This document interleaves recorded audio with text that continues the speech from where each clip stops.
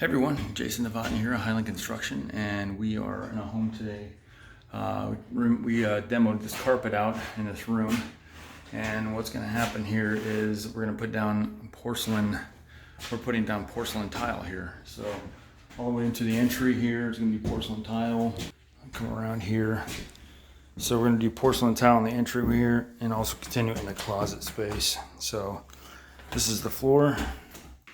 We got a subfloor, so what we're gonna do is we're gonna put Detra down and then put this porcelain tile on top of that.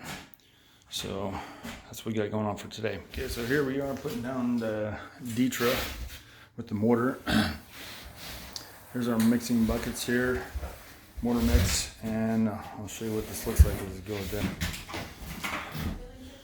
So this is the Detra that the tile is gonna attach to, and we're setting the mortar down here using a 1/8 inch trowel, and continuing on here towards the living room and then out to the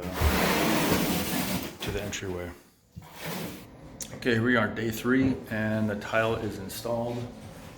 We get all the way through the entryway here and all the way into the closet space as well. So now at this point what we're doing is we've cleaned the floors up, and now we are grouting the joints. And it should look good when it's done.